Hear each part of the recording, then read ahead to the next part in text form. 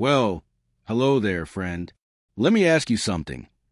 Have you ever found yourself in one of those moments with your child or grandchild?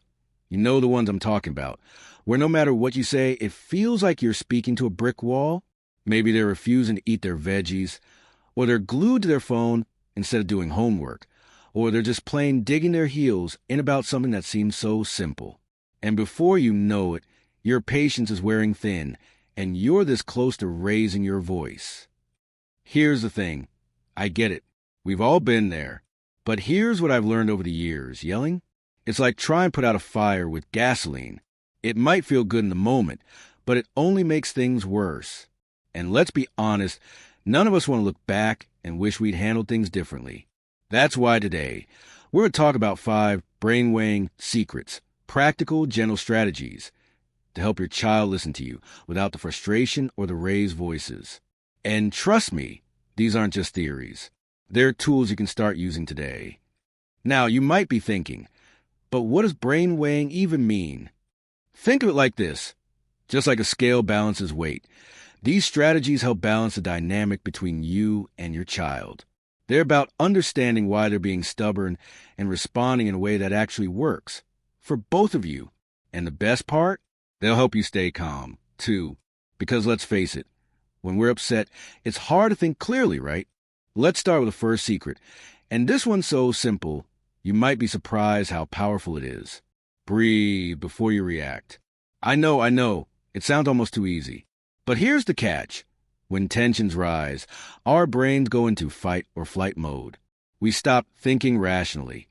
And that's when we're most likely to say or do something we'll regret.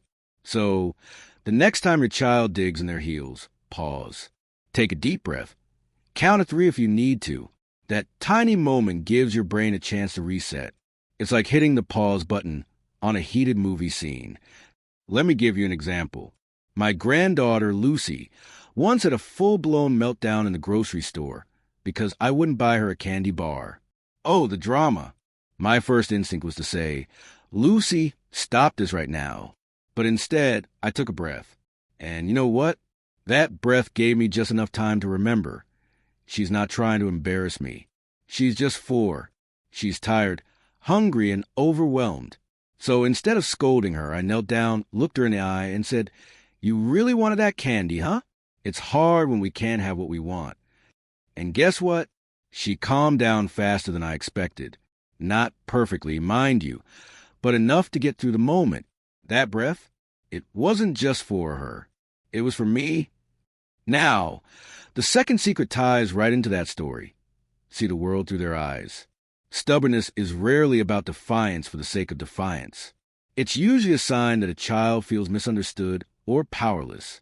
So, ask yourself, what's going on beneath the surface? Are they tired? Overwhelmed? Testing boundaries to see how you'll respond? When my son was a teenager, he'd shut down every time I asked about his grades. I thought he was being difficult, until I realized he was terrified of disappointing me. Once I started saying, Hey, I'm on your team. Let's figure this out together. Everything changed. Here's the key. Kids, no matter their age, need to feel heard. Even if you don't agree with them, try saying, I can see this matters to you. Help me understand. It's amazing how disarming those words can be. It shifts the conversation from a battle of wills to a partnership. And that's where real listening begins. Now, I know what some of you might be thinking. But what if they still don't listen? What if they keep pushing? That's where the next secrets come in. Strategies that build on these first 2 steps to create lasting change. But for now, start with these, breathe, and step into their shoes. Practice them this week. Notice how it shifts not just their behavior, but your peace of mind, too. Remember, friend, this isn't about being perfect. It's about progress. Small steps, taken with patience, can lead to big transformations. And when you're ready, we'll move on to the next steps together. You know, it's funny. Sometimes the biggest breakthroughs happen when we slow down just enough to see what's really going on. Like that time my grandson, Tommy, decided his homework was the enemy one evening, arms crossed, scowling at his math book like it had personally offended him. I could have launched into a lecture about responsibility, but instead, I remembered something my own mother taught me years ago. And that brings us to our third secret. Name the emotion, not the behavior. Here's the thing. When a child is upset, their behavior is like the tip of an iceberg. What's underneath? Fear, frustration, embarrassment. Big feelings they don't yet have the words for. So instead of saying, "Stop slamming your books," try, "Wow, you seem really frustrated." Math can be tricky, huh? Naming the emotion does something magical. It validates their experience. It tells them, "I see you. I get it." And when someone feels seen, they're far more likely to open up. Let me tell you how this played out with Tommy. I sat down next to him and said, "You look like you're at war with that worksheet." He huffed, "I hate math. It's too hard." Instead of dismissing it, "Nonsense, you're smart."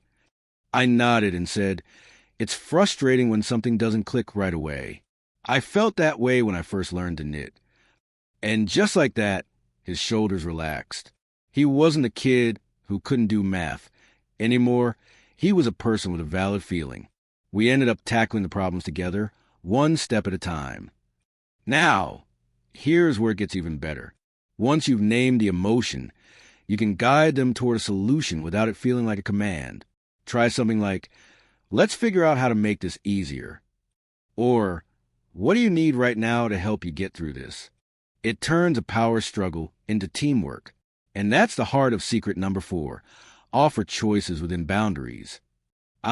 Choices. They're like magic beans for cooperation.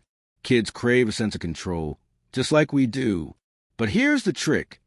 You're not handing over the reins completely. You're saying, "You picked the path, but we're staying within the guardrails." For example, instead of, "Put on your coat now," try, "Do you want to wear the red coat or the blue sweater today?" Suddenly, it's not about if they'll cooperate. It's about how. My neighbor, Margaret, shared a story about her granddaughter, Ellie, who refused to leave the park. Margaret was ready to bribe her with ice cream until she remembered this tip. She knelt down and said, "Ellie, it's time to go. Do you want to skip to the car like a kangaroo or race me like a cheetah?" Ellie paused, then grinned and shouted, "Cheetah race." And off they went. No tears, no bargaining. Margaret said it felt like she discovered a superpower. Now, I know what some of you might be thinking. But what if they don't pick either option?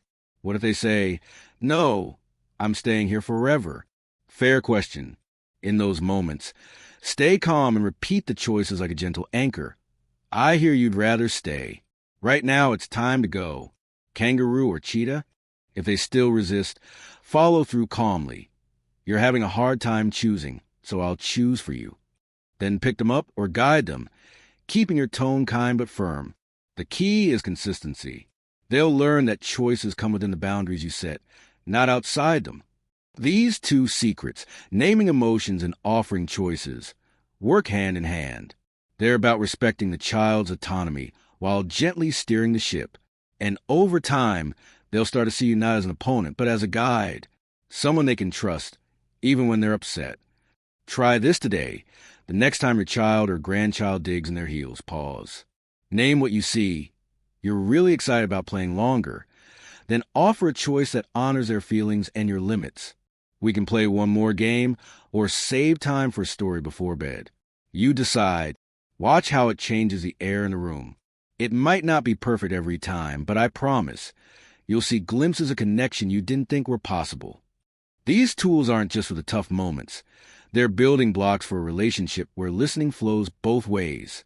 And when you're ready, we'll explore the final piece of the puzzle together. You know, I was looking through these old pictures earlier, snapshots of my kids when they were little, all scraped knees and stubborn grins. And it hit me. Parenting, grandparenting, caregiving. It's never really about control, is it? It's about connection. And that brings us to our final secret, the one that ties all the others together. Focus on connection, not correction. Here's the truth. When we're locked in a battle of wills, it's easy to make the moment about winning. You will listen to me. But what if we shifted the goal? Instead of focusing on fixing the behavior right now, what if we focus on strengthening the bond that lets them want to listen in the first place? Think of it like tending a garden. You can't force a plant to grow by yelling at it.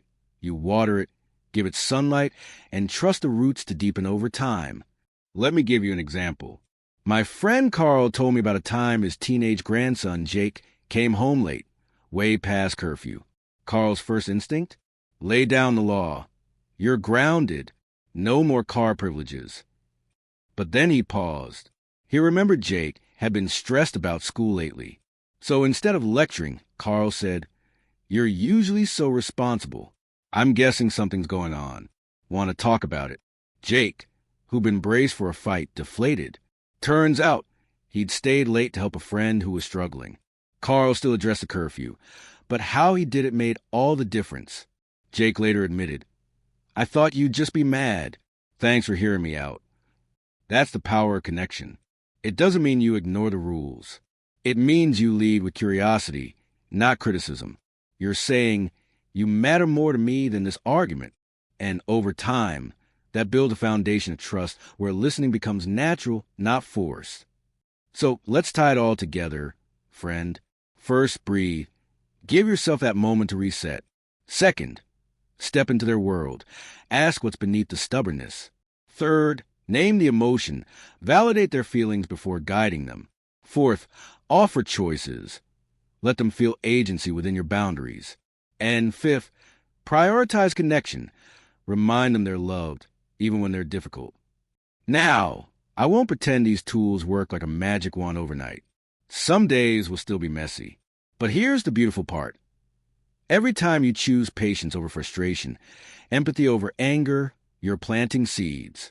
Seeds that'll grow into a relationship where your child or grandchild wants to listen, because they know you'll listen to them, too. Before we wrap up, I want to leave you with this. You're doing better than you think. Every generation has its struggles, its moments of doubt. But showing up, really showing up, with kindness and consistency, that's how legacies are built. So take a deep breath, give yourself grace, and remember, the fact that you're here, learning and growing, says everything about the kind of parent or grandparent you are. Now, I'd love to hear from you. Have you tried any of these strategies? What worked? What surprised you?